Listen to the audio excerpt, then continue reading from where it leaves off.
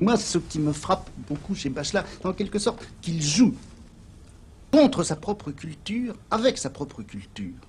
Bon, dans l'enseignement traditionnel, et pas simplement dans l'enseignement traditionnel, dans la culture que nous recevons, il y a un certain nombre de valeurs établies, de choses qu'il faut lire et d'autres qu'il ne faut pas lire, Oui.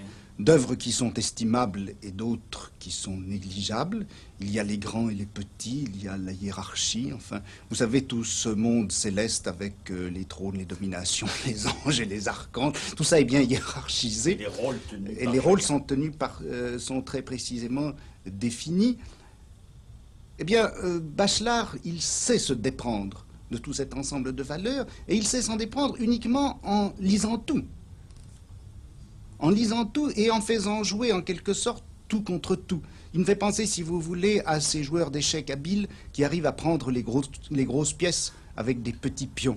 Bachelard, il n'hésite pas à opposer à Descartes eh bien, un philosophe mineur ou un savant, ma foi, un peu imparfait ou fantaisiste du XVIIIe siècle.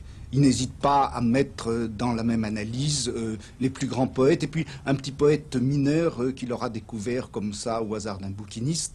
Et faisant cela, il ne s'agit pas du tout pour lui de reconstituer, si vous voulez, la grande culture globale qui est celle de l'Occident ou de l'Europe ou de la France. Il ne s'agit pas de montrer que c'est toujours le même grand esprit qui vit et fourmille partout, qui se retrouve le même.